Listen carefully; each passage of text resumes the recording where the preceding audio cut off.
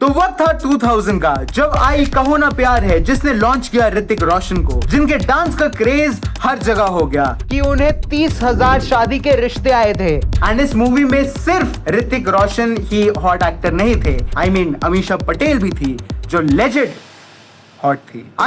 Bold और beautiful. जहाँ कहो ना प्यार है के लिए उन्हें बेस्ट फीमेल डेब्यू का अवार्ड भी मिला। और ये मूवी इतनी बड़ी हिट थी कि इसे Limca book of world records में आज तक के सबसे ज्यादा अवार्ड्स पाने वाली बॉलीवुड मूवी में भी दर्ज किया गया। फिर ऐसा क्या हुआ कि इसकी लीड एक्ट्रेस एकदम से बॉलीवुड से गायब हो गई। और सिर्फ यही नहीं, कैसे जन्नत की हमारी क्रश मनीषा कोइराला की दुश्मन उर्मिला मातोंडकर, गजनी की beautiful Kalpana aka Asin and Hera Pheri की जान रिमी सेन, ये सब कहाँ गए एंड अब ये क्या कर रहे हैं, आज हम जानेंगे इस वीडियो में। तो जल्दी से चैनल को सब्सक्राइब कर दो। इस साल के एंड तक हमारा टारगेट है 100K सब्सक्राइबर्स का, तो प्लीज कर दो। एंड शुरू करते हैं ये अमेजिंग पेशकश सिनेमैस्टिक की टीम द्वारा। तो वक्त था 2008 का, जब तशन, भूतनाथ, क्रेजी 4 जैसी क्रेजी मूवीज को एक मूवी ने पीछे छोड़ दिया, जिसने इमरान हाशमी का पूरा करियर बचा लिया था। वो थी जन्नत। जी हाँ, जो मूवी IPL के टाइम पर आई एंड जहां इमरान की कुछ फिल्में पिट रही थी एंड इमरान ने डिसाइड कर लिया था बॉलीवुड को छोड़ने का। पर जन्नत इतनी बड़ी सक्सेस हुई कि शायद ही उस साल कोई ऐसी मूवी रही हो जो इससे बड़ी बन पाए। दुबई में डिस्ट्रीब्यूटर्स ने इसके 12 प्रिंट्स मंगवाए थे, पर इस मूवी के साथ बॉलीवुड को मिली थी सोनल चौहान, जो ब्यूटीफुल थी, एलिगेंट थी, जहाँ उन्हें ये रोल छोटी सी मीटिंग की वजह से मिला था, जिनका नाम हर तरफ था। वो इतनी बड़ी हिट के बाद कहाँ गई। जहाँ सोनल चौहान ने 2005 में फेमिना मिस वर्ल्ड टूरिज्म का टाइटल जीता एंड फिर उनका मन हुआ एक्टिंग करने का। उन्हें हिमेश रेशमिया ने ऑफर दिया एंड वो आपका सुरूर के म्यूजिक वीडियो में भी दिखाई दी। एंड फिर एक दिन जब वो एक रेस्टोरेंट में डिनर कर रही थी तो उन्हें देखा विशेष फिल्म्स के डायरेक्टर ने एंड उन्होंने डिसाइड कर लिया कि इसे मैं दूंगा अपनी नई मूवी जन्नत।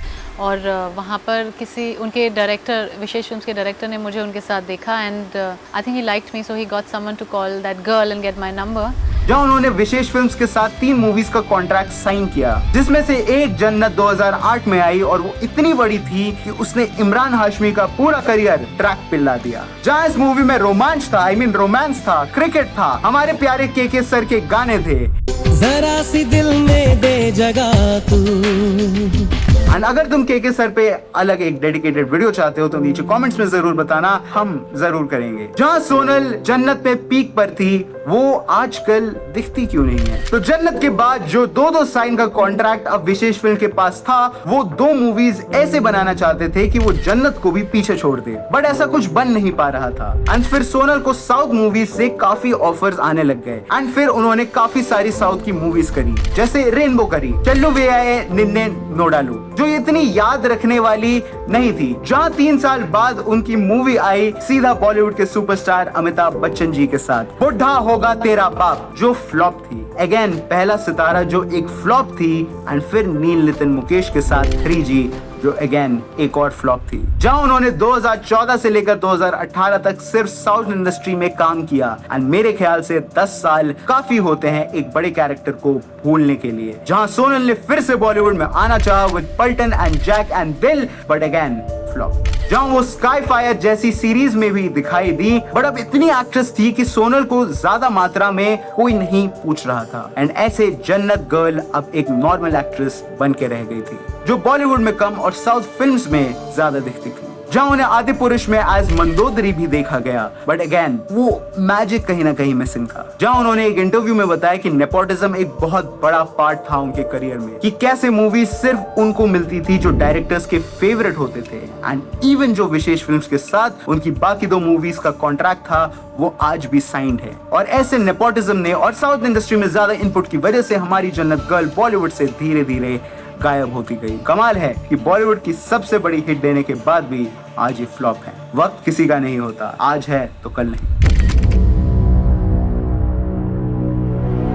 तो बात है 1995 की, जब आई आमिर खान की रंगीला, जो एक बहुत बड़ी हिट हुई, जिसे डायरेक्ट किया था राम गोपाल वर्मा ने। एंड ये इतनी बड़ी क्रिटिकली एक्लेम्ड मूवी थी कि इसे 9 अवार्ड्स के लिए नॉमिनेट किया गया एंड इसने 6 अवार्ड्स जीते भी, जिसमें AR Rahman and RD Burman ji ने क्रेजी म्यूजिक दिया था। बट इस मूवी के साथ एक ऐसी एक्ट्रेस उभर कर आई जिन्होंने सब डायरेक्टर्स इवन राम गोपाल वर्मा तक को पागल कर दिया था, उर्मिला मातोंडकर, जो इस मूवी में इतनी हॉट थी कि डैम, जहां रंगीला इंडिया की one of the best underrated movies मानी जाती हैं, जब तक इंटरनेट ने इसे ओवररेटेड नहीं कर दिया। बट ऐसा क्यों हुआ कि इतनी सक्सेसफुल एक्टर जो हर इंडस्ट्री से सक्सेस बटोर रही थी, उन्हें एकदम से एक भी डायरेक्टर काम देना नहीं चाहता था। जहां उर्मिला 1994 में आई आ गले लग जा से सबकी नजर में उभर गई थी एंड वो इतनी सुंदर थी कि उनके साथ हर कोई काम करना चाहता था। एंड ऐसे ही उन्हें अप्रोच किया राम गोपाल वर्मा ने, जिन्होंने बनाई आमिर खान के साथ रंगीला, जहाँ रंगीला एक सुपर हिट फिल्म थी। वो इसमें इतनी प्योर थी, इतनी ग्लैमरस थी कि लोग पागल हो गए थे। जहाँ रंगीला के बाद उन्हें मूवीज मिलने लगी, जैसे उन्होंने अगेन की जुदाई विद श्रीदेवी, जिसे देखने के बाद औरतों को पता चला था कि वो अपने पति को बेच भी सकती है। तुम प्यार क्या जानो जिसने पैसों के लिए अपने पति को बेच दिया। एंड इवन 1999 में उन्होंने 6 मूवीज लगातार की थी, जिसमें से कोई भी हिट नहीं हुई, बट एवरेज जरूर गई। फ्लॉप के बावजूद भी उर्मिला को मूवीज मिल रही थी, बट उसी मूवी ने उनका करियर खराब कर दिया जिसने शायद उनका करियर बनाया था। एंड इवन उन्हें एक औरत ने थप्पड़ तक मार दिया था। तो ये बात है रंगीला मूवी की, जिसे डायरेक्ट किया था राम गोपाल वर्मा जी ने, जिन्हें उर्मिला इतनी पसंद आई कि वो उनके पीछे पागल हो गए थे। वो अपनी सारी मूवीज में सिर्फ उर्मिला को ही लेते थे, जैसे कि दौड़, सत्या, कौन, मस्त, जंगल, प्यार तूने किया क्या। एंड इवन राम गोपाल वर्मा ने एक मूवी में से माधुरी दीक्षित को हटाकर उर्मिला को कास्ट किया, जस्ट बिकॉज वो उन्हें पसंद करते थे। एंड उर्मिला भी सिर्फ राम गोपाल की ही मूवी ज्यादातर करती थी। जहां मीडिया में चलने लगा कि उर्मिला एंड राम गोपाल वर्मा डेट कर रहे हैं, एंड ये खबर इतनी फैली कि एक दिन राम गोपाल वर्मा की वाइफ ने उर्मिला को सेट पे आके थप्पड़ मार दिया, जहां बाद में राम गोपाल वर्मा ने अपनी बीवी को डाइवोर्स दे दिया। बट जैसा कि मैंने बताया कि धीरे धीरे राम गोपाल वर्मा सिर्फ उर्मिला को अपनी मूवीज में लेने लगे एंड उर्मिला भी सिर्फ राम गोपाल के साथ ही मूवी कर रही थी, जहां उन्होंने इवन कई डायरेक्टर्स को इस वजह से काम के लिए साफ मना कर दिया। बट अब 2004 की एक हसीना थी के बाद राम गोपाल वर्मा ने भी उर्मिला के साथ काम करना बंद कर दिया, जहां आग में उनका छोटा सा कैमियो भी था। बट उसके बाद राम गोपाल वर्मा ने उर्मिला को अपनी मूवीज में नहीं लिया। इसे ब्रेकअप कहें या कुछ और, बट अब उर्मिला के पास वो डायरेक्टर भी नहीं था जो उन्हें कास्ट करता था। एंड अब इतनी बार रिजेक्ट होने के बाद एंड खुद इतने डायरेक्टर्स को रिजेक्ट करने के बाद उर्मिला को काम नहीं मिल रहा था, जहां उर्मिला ने अपनी इस गलती की वजह से कई डायरेक्टर्स को अपसेट कर दिया था एंड उन पे अब बिल्कुल भी काम नहीं था। एंड धीरे धीरे करते करते एक सबसे हॉट एक्ट्रेस बॉलीवुड से गायब हो गई। एंड शायद अगर उर्मिला राम गोपाल वर्मा से अलग भी कोई और डायरेक्टर चुनती तो शायद उनका करियर बन सकता था। बट अब मोस्टली वो टीवी में एज अ जज दिखती हैं एंड ऐसे वो बॉलीवुड से गायब हो गई। जहां अब 2024 में आने वाली है उनकी न्यू वेब सीरीज तिवारी, जो शायद उनका कमबैक बनेगी। जब भी कोई बात करता है कि बॉलीवुड की one of the funniest movies कौन सी है, तो उधर फिर हेरा फेरी का जिक्र जरूर होता है, जहां मूवी में कॉमेडी थी, अमेजिंग फनी स्क्रीन प्ले था एंड अगेन ये एक हिट बन गई। जहां उसमें एक और एक्टर थी जिनकी एक्टिंग एंड कॉमेडी बहुत ऑसम है, वो थी Rimi Sen. Mostly hit comedy movies में रिमी सेन को देखा होगा, जैसे कि गोलमाल, दीवाने हुए पागल। बट जहां हर तरफ ये कॉमेडी मूवी में थी, वहीं ये एकदम से बॉलीवुड से क्यों गायब हो गई? तो रिमी सेन को बचपन से ही एक एक्टर बनने का शौक था, जहां उन्होंने अपना बॉलीवुड डेब्यू प्रियदर्शन जी की हंगामा से किया था। हंगामा बहुत ज्यादा फनी थी, सबको बहुत पसंद आई थी, जहां वो 1 साल बाद बागबान में भी दिखी। और फिर आई वो मूवी जिसने हमें बता दिया कि वो फनी के साथ साथ हॉट भी थी एंड थोड़ी नहीं बहुत ज्यादा, धूम। एंड फिर हमने उन्हें कई सारी फनी एंड अमेजिंग मूवीज में देखा, जैसे गरम मसाला, क्योंकि, दीवाने हुए पागल। एंड फिर उन्हें मिली द ग्रेट फिर हेरा फेरी, जो एक मैसिव ब्लॉकबस्टर हिट बन गई। एंड फिर लगातार उन्हें मिली एक और super hit Golmaal fun unlimited, जो अगेन एक सुपर डुपर हिट थी। एंड फिर एक और हिट धूम 2। बट अब रिमी सेन बहुत परेशान हो गई थी, जहां सक्सेस तो थी बट सिर्फ कॉमेडी कॉमेडी एंड कॉमेडी। जहां रिमी सेन ने बताया कि मैं श्रीराम राघवन, सुजीत सरकार, दिबाकर बैनर्जी जैसे डायरेक्टर्स के साथ काम करना चाहती थी, बट वो कभी नहीं कर पाई क्योंकि हमेशा उन्हें टाइपकास्ट कॉमेडी में ही किया जाता था। जहाँ उन्होंने श्रीराम राघवन को अप्रोच किया एंड फिर जब उन्हें जॉनी गद्दार मिली तो उन्होंने दिखा दिया कि वो एक आर्टिस्टिक मूवी भी कर सकती हैं। बट वो इतनी हिट नहीं हुई। बट फिर रिमी सेन ने थैंक यू करी एंड फिर जब वो भी फ्लॉप हुई तो वो फ्रस्ट्रेट हो गई एंड फिर शागिर्द करने के बाद उन्होंने बॉलीवुड से ब्रेक ले लिया। जहाँ एक इंटरव्यू में रिमी सेन ने बताया कि स्टार्टिंग में उन्होंने करियर को बहुत लाइटली लिया। उन्होंने कहा कि कैसे तुम्हें सबके साथ बना के चलनी पड़ती है, किसी को नाराज नहीं करना होता। बट रिमी सेन के लिए अब काफी देर हो गई थी। जहाँ 2015 में उन्हें बिग बॉस 9 में भी देखा गया था, जो अगेन एक कॉमेडी सीरीज, जस्ट किडिंग।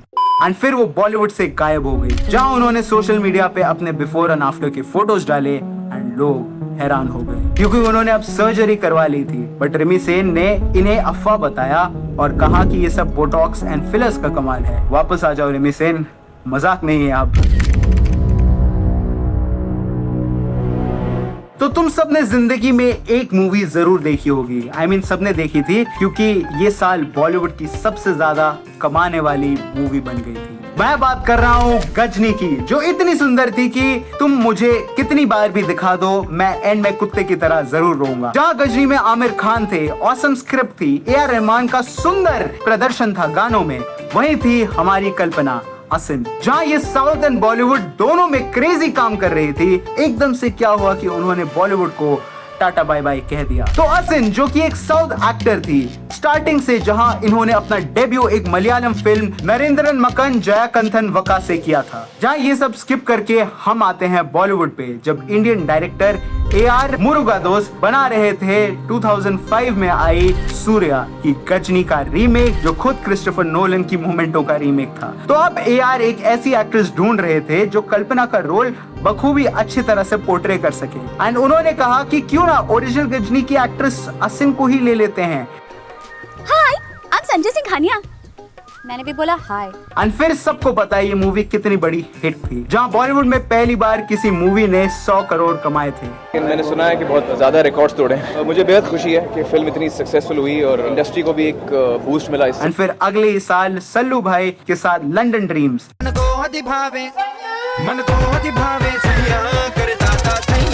असिन ने किया, जो एक फ्लॉप थी। बट सलमान और असिन की दोस्ती इससे और आगे बढ़ी, जहां उन्होंने की रेडी, जो मेरी एक टाइम की फेवरेट कॉमेडी फिल्म हुआ करती थी। एंड खिलाड़ी 786, जो सलमान खान के साथ नहीं, अक्षय कुमार के साथ थी। जहाँ फिर असिन को मिले वो जिनकी वजह से असिन ने बॉलीवुड को बाय बाय कह दिया। तो जब असिन अक्षय के साथ हाउसफुल 2 करने के बाद माइक्रोमैक्स के एक इवेंट में गई थी, जहाँ से वापसी में वो एक जेट में आई एंड फिर अक्षय ने उन्हें मिलाया अपने दोस्त राहुल शर्मा से, जो असिन को बहुत सिंपल लगे। बट फिर असिन को पता चला कि एक प्राइवेट जेट इनका है एंड इवन जहां वो शो करके आ रही थी वो भी इनका है, माइक्रोमैक्स इनका है एंड इनके पास अरबों रुपए हैं। एंड ये सब जानने के बाद कुछ मीडिया ऑर्गेनाइजेशंस बताती है कि उन्हें उनसे प्यार हो गया। एंड इसके बाद असिन की बोल बच्चन आई, खिलाड़ी 786 भी आई, जो एक सुपर हिट फिल्म थी। जहां फिर असिन की movie I all is well, जो फ्लॉप हो गई। एंड फिर उन्होंने राहुल शर्मा से फाइनली शादी कर ली। एंड शादी के बाद उनका मन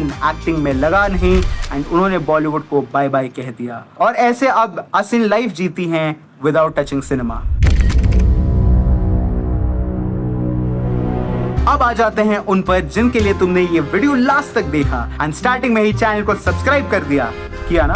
अमीषा पटेल। तो अमीषा पटेल उन एक्ट्रेस में है जो ग्रेट एग्जाम्पल है कि फेलियर्स एंड स्ट्रेस आपको कितना बदल सकते हैं एज अ पर्सन। तो अमीषा पटेल ने डेब्यू किया था कहो ना प्यार है से, जो कि एक सुपर डुपर अल्टीमेट हिट बनी, जहां अमीषा को सबने देखा एंड देखते ही रह गए। I mean, ये इतनी सुंदर कैसे हो सकती है यार। कहो ना प्यार है को लिम्का अवार्ड्स ने Bollywood film to get the most awards का टाइटल भी दिया। एंड फिर अगेन इनकी गदर मूवी आई, जो इतनी बड़ी ब्लॉकबस्टर थी कि लोग ट्रकों में भर भर के ये मूवी देखने जा रहे थे। एंड फिर से अगेन अमीषा इतनी ब्यूटीफुल थी कि पाकिस्तान से मैं हैंडपंप उखाड़ के ले आऊं। अगर कोई पाकिस्तान से है तो हाई कमेंट कर दो, मैं नहीं आ रहा। बट उन्होंने एक बहुत बड़ी गलती कर दी। तो बात है तब की जब विक्रम भट्ट आप मुझे अच्छे लगने लगे बना रहे थे एंड इसमें अमीषा को कास्ट किया गया था, जहां अमीषा पटेल और विक्रम एक दूसरे को डेट करने लग गए। जहां विक्रम ऑब्वियसली अमीषा से बहुत बड़े थे एज में एंड इसीलिए अमीषा के घर वाले इस रिश्ते के खिलाफ थे, इतने खिलाफ कि जब अमीषा की मम्मी ने अमीषा को विक्रम के साथ देखा तो उन्हें चप्पलों से पीट दिया एंड इसके बाद अमीषा को उनके घर वालों ने घर से निकाल दिया एंड वो विक्रम के साथ ही रहने लग गए। जहाँ ऐसे वो अपने करियर पर बिल्कुल ध्यान नहीं दे पा रही थी। जहाँ उन्होंने बहुत सारी मूवीज में काम किया तो वो एक तरीके से कैमियो देती थी, बट सच कहूँ तो कहो ना प्यार है और गदर के अलावा शायद ही कोई उन्हें दूसरी पॉपुलर मूवी में जानता होगा। एंड फिर 2004 में अमीषा पटेल ने अपनी मम्मी पापा पर भी केस कर दिया, ये कहते हुए कि उन्हें लगता था कि उनके पेरेंट्स ने उनके पैसों का मिसयूज किया है एंड ये एक बहुत बड़ी प्रॉब्लम बन गई, क्योंकि अब कोई डायरेक्टर या प्रोड्यूसर उनके साथ काम नहीं करना चाहता था, क्योंकि उन्हें डर था अमीषा उन्हें सू ना कर दे। एंड फिर विक्रम भट्ट और अमीषा ने 2007 में ब्रेकअप कर लिया, जहां इसके बाद अमीषा फिर से अपने घर वालों के साथ आई एंड इवन 2009 में उन्होंने वो केस भी वापस ले लिया। बट अब बहुत देर हो गई थी, अब अमीषा को कोई भी मूवीज में नहीं लेना चाहता था, क्योंकि उधर अब उनकी जगह नई एक्ट्रेसेस लेने लग गई थी। जहां पे विक्रम भट्ट ने बताया कि राज 3 उन्होंने अपनी एक दोस्त पर बनाई थी जो हिट थी, बट उसकी लाइफ और करियर ऐसे बर्बाद हुए कि आज भी वो डिनाइन में है कि she can still work. And ये पक्का था कि इस स्टेटमेंट में विक्रम अमीषा पटेल की ही बात कर रहे थे और ऐसे विक्रम के चक्कर में अमीषा पटेल ने अपना पूरा करियर खराब कर लिया एंड इवेंचुअली वो बॉलीवुड से गायब हो गई। तो ये थी वो 5 बॉलीवुड एक्ट्रेसेस जो एक टाइम पे हिट थी बट अब रैंडमली गायब हो गई। बाय द वे इसका पहला पार्ट हमने जरूर डाला है, तो जरूर चेकआउट करना उसको भी। And thank you to the entire team of Cinemastic, Annie and Siraj and me Arfan. मेरा नाम सिनेमैस्टिक नहीं है। तो वीडियो को लाइक कर देना, चैनल को सब्सक्राइब कर देना एंड मैं मिलूंगा तुमसे अगले सिनेमा टॉपिक रिलेटेड वीडियो में, क्योंकि जहाँ सिनेमा है वहाँ सिनेमैस्टिक है।